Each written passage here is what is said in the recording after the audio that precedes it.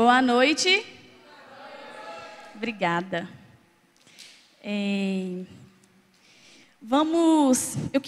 O tema da minha mensagem é custe o que custar. E aí, tem muito tempo já que Deus me deu esse tema dessa palavra. E quando o Cris me pediu para trazer a palavra, hoje, eu decidi trazer essa palavra. O Espírito Santo me incomodou muito, porque a gente tem vivido uma vida, de muitos tanto faz. Tanto faz se você fizer isso, tanto faz. Se você não for na igreja, tanto faz. Se você fizer tal coisa, tanto faz. A gente tem visto muitos tanto faz. E uma vida muito superficial com Deus. Eu não sei se vocês têm notado isso, mas muitos de nós, a igreja do corpo de Cristo mesmo, muitas vezes tem sido superficial com Deus. E aí, custe o que custar significa, eu queria trazer para esse sentido de renúncia também. Para o nosso próprio... gente, pode sentar, desculpar. Perdão. Gente, que ninguém me avisou. Foi mal. Esqueci. Gente, perdão. Enfim, custe o que custar, Qual tem sido o nosso preço para seguir a Deus? Qual tem sido o nosso preço mesmo para viver o propósito de Deus? O que tem nos custado, Ser cristão é muito bom, porque a gente está vivendo de acordo com a vontade de Deus, A gente está no centro da vontade de Deus. Quer dizer, nem todo mundo que é cristão está no centro da vontade de Deus. Aqueles que obedecem à palavra de Deus. Mas todo mundo, não só cristão, mas qualquer pessoa, precisa renunciar a algumas coisas para conseguir outras. Na vida cristã também não é diferente. Nós temos que renunciar a muitas coisas, principalmente nós mesmos. Então, eu queria trazer 2 exemplos para a gente começar. O primeiro é Abraão. Todo mundo conhece a história de Abraão? Gente, eu estou achando vocês muito desanimados. Muito desanimados, meu Deus. Quem conhece a história de Abraão? Amém, glória a Deus. Quem não conhece, vai conhecer agora. Eu vou fazer um resumo, depois você pega e lê em casa, tá? Mas Abraão, ele morava, não lembro a cidade que ele morava, e Deus ele pede para ele sair da terra que ele estava e ir para uma terra prometida.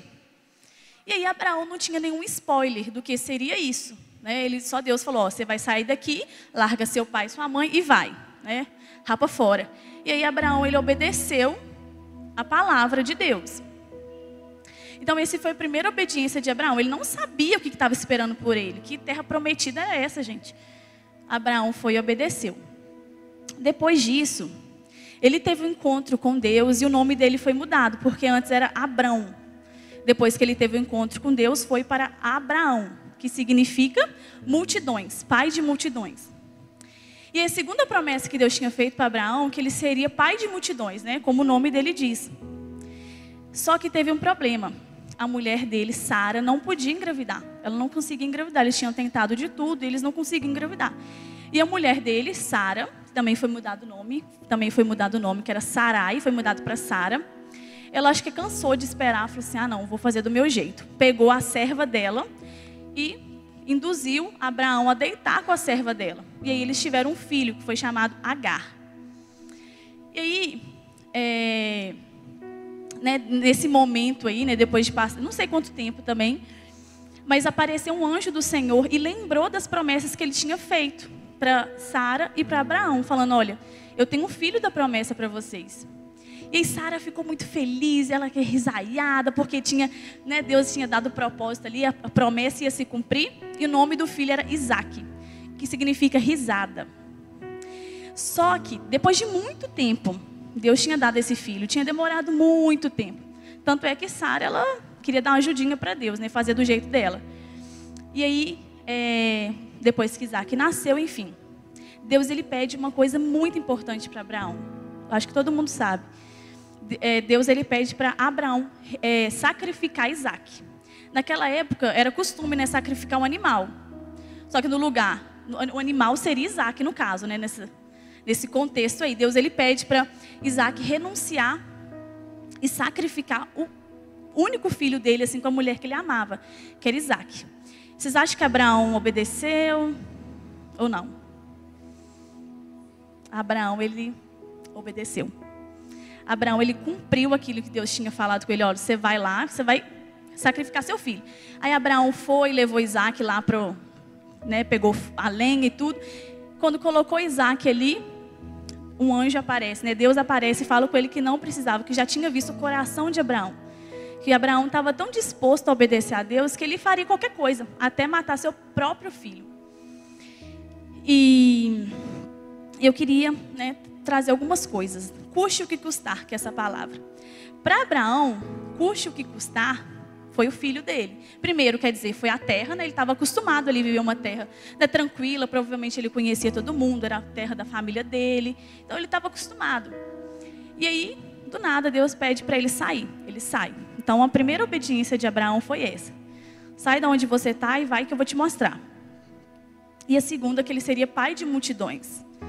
Né? E a partir de Agar e Isaac surgiram outros povos, e aí, né, se cumpriu essa promessa.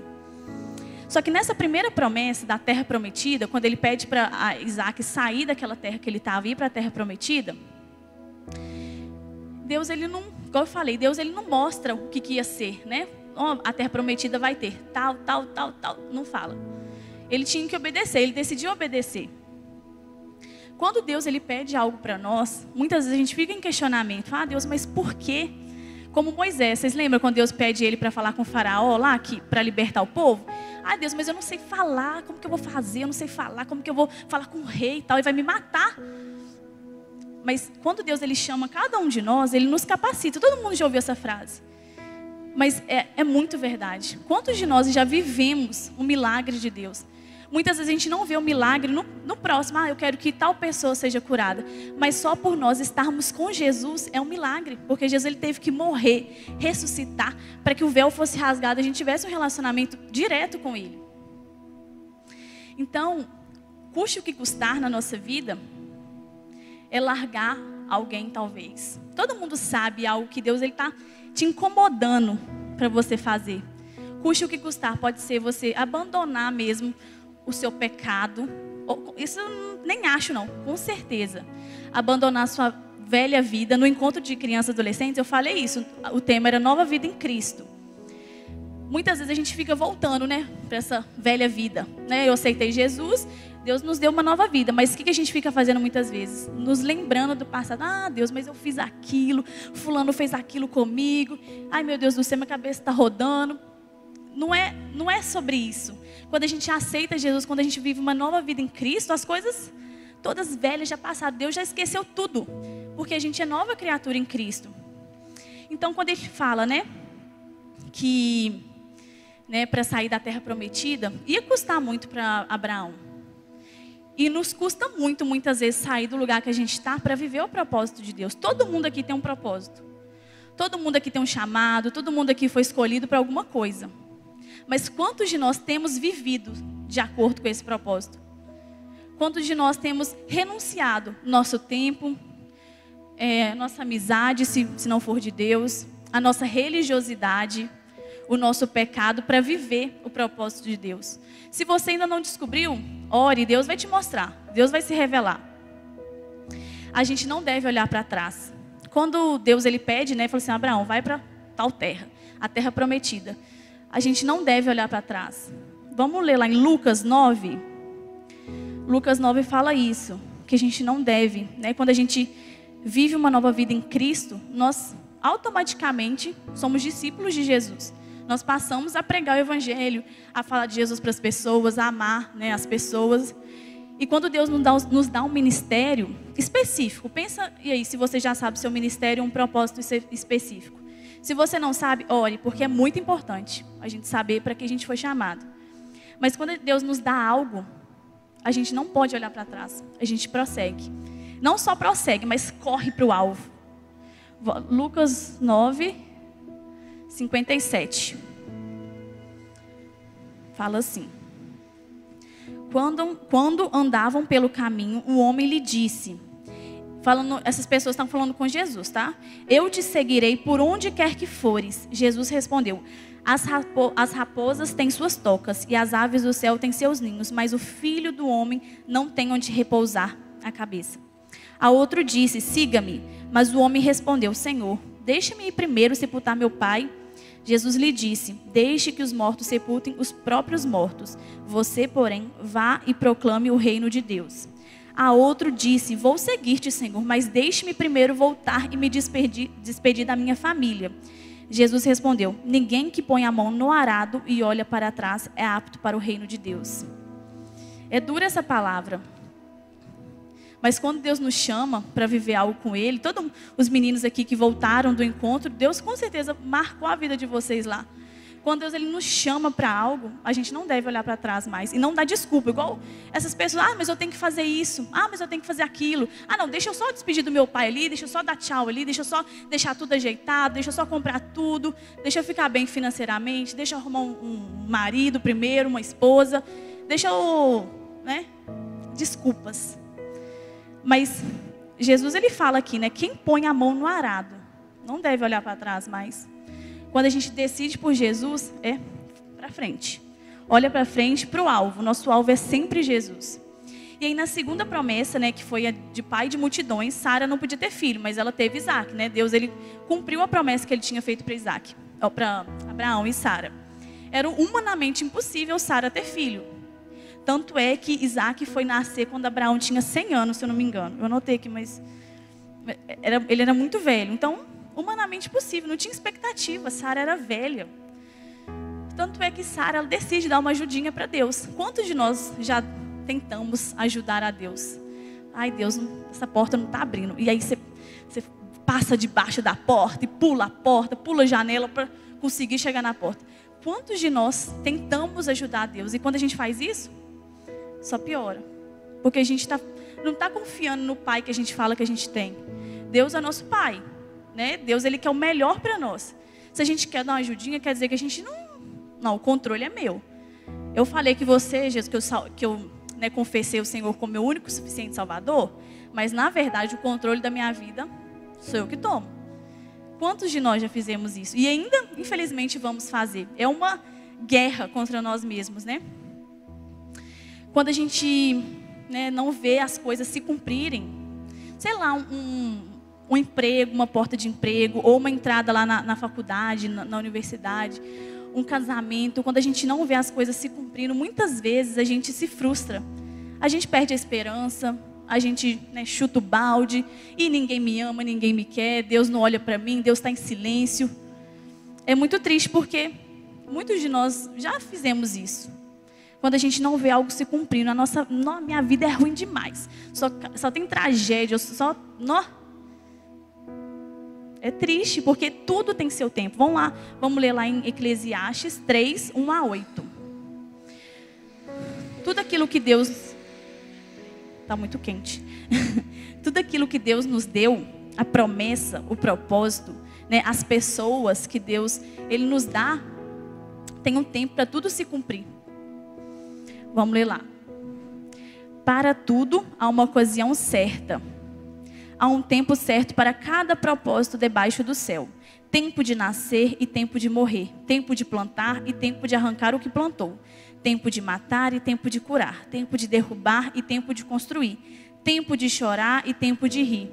Tempo de prantear e tempo de dançar. Tempo de espalhar pedras e tempo de ajuntá-las. Tempo de abraçar e tempo de se conter. Tempo de procurar e tempo de desistir. Tempo de guardar e tempo de jogar fora. Tempo de rasgar e tempo de costurar. Tempo de calar e tempo de falar. Tempo de amar e tempo de odiar. Tempo de lutar e tempo de viver em paz. Aqui eu acho que não tem nada aqui fora desse versículo que a gente... mas para casar não tem que ter tempo. Para ter um emprego não tem que ter tempo. Não, está escrito aqui. Tudo que a gente for fazer, tudo que a gente quiser fazer, existe um tempo. E não adianta a gente lutar contra isso, a gente querer apressar as coisas. Porque Deus, a vontade de Deus não é boa, perfeita e agradável? Não é? Por que a gente quer apressar as coisas se a gente sabe que a vontade de Deus é boa, perfeita e agradável? E Ele quer fazer no tempo dele e você quer fazer no seu tempo? A gente é muito falho. Quando Sara, ela induz Abraão a ter relação com Agar, que eu falei errado o nome do filho, gente, é Ismael, não é? Falei errado. Quando Sara, ela induz o Abraão a lá ter filho com a serva dele, Deus vai lá e puxa a orelha, né? Igual eu falei, o anjo vai lá, né? Sara fez Abraão ter relações com a serva dele.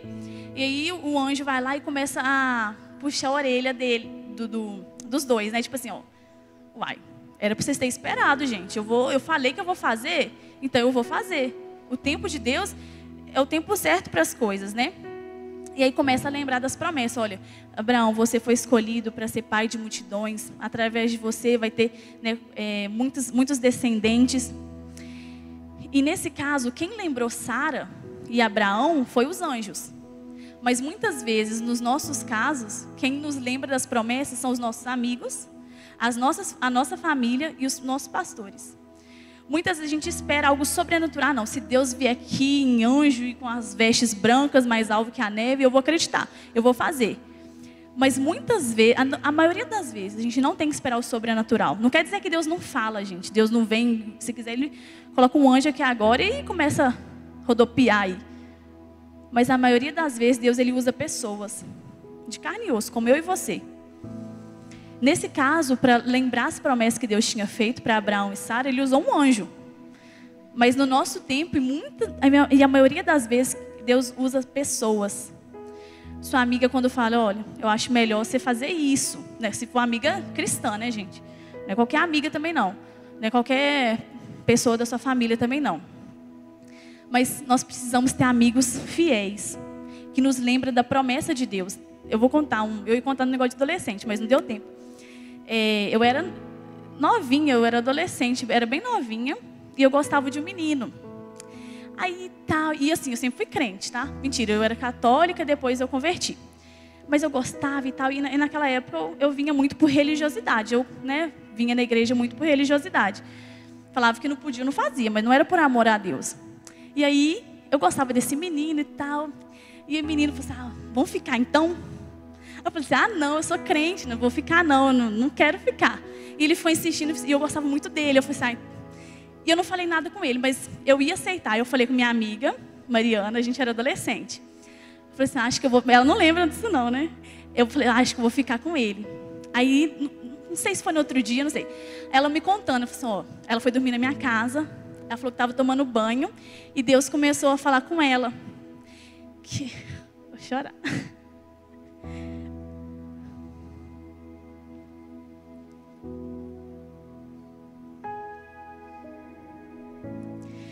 E Deus começou a falar com ela que não era para eu fazer aquilo, que Deus tinha alguém preparado para mim, que era para eu esperar. E aí, ela, né, quando ela me falou isso, eu falei assim, Deus, eu vou obedecer. E ela falou assim, você lê essa carta e joga no vaso, rasga e joga no vaso, não sei porquê. Eu devia ter essa carta até hoje, né? Eu fiz o que ela mandou, joguei no vaso. Eu queria ter essa carta. Mas ela falou, contando, né, que quando ela estava tomando banho, Deus estava falando para ela aquilo que eu não devia fazer.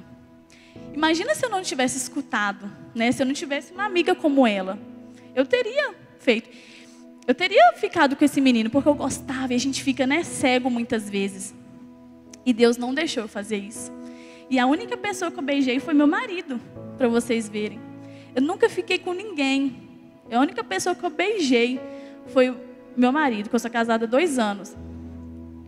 Então Deus, Ele usa pessoas, as nossas amizades, para nos tirar do caminho errado, para nos lembrar da promessa de Deus, para nos lembrar daquilo que Deus, Ele quer de nós. Muitas vezes a gente está com a cabeça tão fechada, tão cego, que a gente não consegue enxergar. Por isso, Deus, Ele usa as nossas amigas, os nossos amigos, os nossos familiares, para, olha, acorda minha filha, acorda meu filho, não vai por esse caminho aí. Não vai por esse caminho, não. Deus quer você aqui. Não larga seu dom, não larga seu sonho. Não larga aquilo que Deus tem para você, não. E quando Abraão, ele decide sacrificar Isaac, colocar Isaac ali para, né, morrer, que era uma obediência que ele estava fazendo a Deus. Deus, ele, né, fala, não, pode parar, porque eu já entendi que você vai me obedecer acima de tudo. Mas o que tem sido o nosso Isaac? Né? O que Deus está te pedindo para renunciar que você não tem tido coragem? O que Deus está te pedindo para sacrificar que você não tem feito ainda? custe o que custar, lembra? Nós temos que seguir a Jesus, nós temos que obedecer a Jesus, custe o que custar. Se é você sair daqui e ir para o Japão, você vai. Se é para você largar essas amigas, os amigos que estão te fazendo mal, você vai largar. Se é para você não entrar nesse relacionamento, você não vai entrar. Custe o que custar. Você vai fazer aquilo que Deus te mandar fazer. Será que é uma, né, igual eu falei, uma amizade, um curso, uma religiosidade, um medo, uma falta de susto, uma falta de perdão, sua timidez? E agora eu queria dar outro exemplo de Paulo. Aí eu queria que a gente já começasse lendo o versículo. Mentira, não leio o versículo ainda não. Vou contar a história dele. Paulo, ele era chamado Saulo, né? Saulo, ele perseguia os cristãos. Como hoje a gente vê, alguns países perseguidos, Paulo era esse tipo de pessoa que perseguia. Então ele perseguia e matava. Ele participava, né, de um, não sei se, não é jurado, não sei como que fala, mas é tipo assim, ele dava o voto se a pessoa ia morrer ou não. Ele ajudava nisso. Então Saulo era uma pessoa muito ruim, né? Nossa, nunca vai virar crente, nunca vai virar cristão, nunca vai seguir Jesus. Ele matava as pessoas que seguiam Jesus.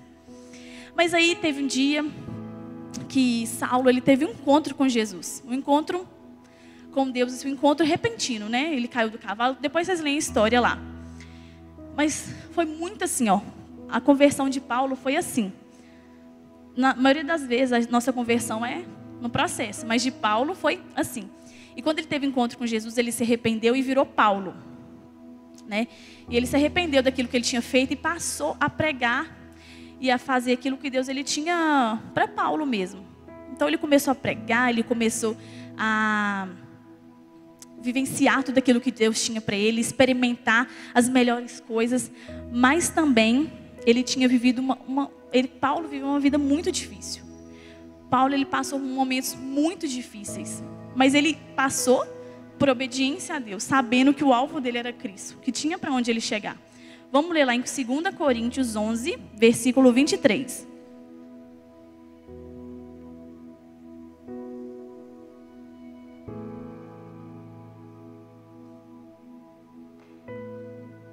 Segunda Coríntios 11, versículo 23 aos 27. São eles servos de Cristo? Estou fora de mim para falar desta forma. Eu ainda mais. Trabalhei muito mais. Fui encarcerado mais vezes. Fui açoitado mais severamente e exposto à morte repetidas vezes. É Paulo contando isso, tá? 5 vezes recebi dos judeus 39 açoites. 3 vezes fui golpeado com varas. 1 vez apedrejado. 3 vezes sofri um naufrágio. Passei uma noite e um dia exposto à fúria do mar. Estive continuamente viajando de uma parte a outra. Enfrentei perigos nos rios, perigos de assaltantes, perigos de meus compatriotas, perigos dos gentios, perigos na cidade, perigos no deserto, perigos no mar e perigos dos falsos irmãos. Trabalhei arduamente, muitas vezes fiquei sem dormir. Passei fome e sede e muitas vezes fiquei em jejum. Suportei frio e nudez. Vocês acham que Paulo teve uma vida difícil? Vocês acham que ele teve uma vida difícil? Sim. Paulo teve uma vida muito difícil. Imagina, você ser apedrejado, você sofrer naufrágio, você ser, né, golpeado ali muitas vezes, provavelmente abandonado por muitos amigos dele, aqueles, né, que praticavam a perseguição junto com ele. Paulo, ele foi um exemplo de que mesmo, gente, imagina um cara passar por tudo isso. Imagina a coisa mais difícil que você já passou na sua vida. Não sei, mas não sei se isso se compara com o que Paulo passou. E a gente, doido, caneta estourando na minha mão, agora que eu vi. Paulo teve uma vida muito difícil. E mesmo assim, ele insistiu naquilo que Deus tinha para ele. Paulo, ele correu para o alvo que era Jesus. Mesmo com isso daqui tudo, mesmo tendo passado por todos os tipos de dificuldade. E muitas vezes a gente não vai passar. Muitos de nós não vamos passar por aquilo que Paulo passou. Ainda bem, né? Mas muitos de nós não vamos passar. E muitos de nós ainda desviam. Tá mais para lá do que para cá. Tá frio. E Paulo passou por tudo isso. E continuou perseguindo o propósito dele. Deus tinha dado uma palavra para Paulo. E Paulo perseguiu até o fim. aquilo que Deus tinha falado para ele. Quando Deus ele pede algo para a gente, quando Deus ele fala algum propósito, algum ministério, alguma coisa para a gente não tem que ficar esperando as coisas acontecerem, a gente tem que perseguir, assim como Paulo. Se a gente for ler toda a história de Paulo, Paulo ele persegue até o fim aquilo que Deus tinha para ele. Vamos lá ver, 1 Coríntios 9. Estou acabando, gente.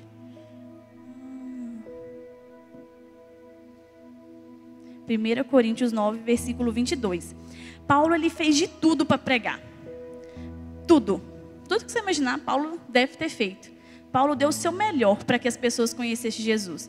1 Coríntios 9, versículo 22 e 23 fala assim: fiz como fraco para os fracos, para ganhar os... fiz-me como fraco para os fracos, para ganhar os fracos. Fiz-me tudo para todos, para por todos os meios chegar a salvar alguns. E faço isso por causa do Evangelho, para ser também participante dele. Paulo ele se fez de fraco, se fez de louco para ganhar essas pessoas. Igual a gente participou do acampamento de adolescente, não sei, os meninos estavam. Mas quando a gente participa de algo, a gente tem que se fazer parecido, não de uma forma ruim. Mas, por exemplo, quando eu trabalhei no acampamento adolescente, eu pintei minha unha toda colorida, eu pulei, e toda animada. Eu tô cansada, gente, eu tenho 25 anos, mas eu tô uma senhora, não tenho esse pique mais que eu tinha antes. Mas por causa deles, porque eram adolescentes, crianças, eu ia ficar lá assim, nossa, que coisa que eu tô fazendo aqui, o que eu tô fazendo aqui? Não. Se a gente tá no acampamento adolescente, a gente não tem que ser uma velha senhora, a gente tem que ser como ele, não é ser infantil, mas eu estou dizendo assim, a gente tem que fazer de tudo para ganhar as pessoas, se estiver no princípio de Deus, se a gente estiver de acordo com a palavra de Deus. Para finalizar, vamos ler 2 Timóteo 4, versículo 2. A gente tem que fazer o que for necessário para viver a promessa de Deus, viver o propósito de Deus. Pode te custar tudo, mas a gente tem que fazer. A gente tem que obedecer. Teve uma época, com meu marido, eu namorei muitos anos. E aí eu sempre, como eu comecei a namorar muito cedo, eu ficava assim, Deus, será que é isso mesmo? Mas nunca tive coragem de perguntar. Aí quando eu tive coragem de perguntar, Deus me respondeu. Falou, não, termina. No outro dia, nós terminamos. E foi o período mais difícil e o mais feliz da minha vida. Foi quando eu renunciei. Deus tinha pedido isso para mim naquele tempo. Renuncia seu namoro. Eu renunciei. Passei uma semana chorando e vivendo o meu luto, né? Chorando minhas mágoas e tudo.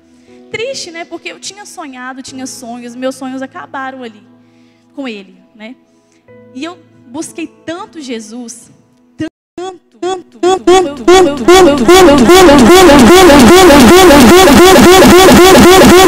Foi no tempo que a gente... Não, custe o que custar, eu vou fazer, eu vou obedecer. Foi nesse tempo de renúncia que eu vivi as coisas mais sobrenaturais da minha vida. As pessoas falavam e me lembravam da promessa que Deus tinha falado. Você vai ser isso, você vai ser aquilo. Não continua, não para não. Foi o momento que eu mais ouvi tudo o que Deus tinha para mim. Ele me lembrando das promessas que Ele tinha me feito.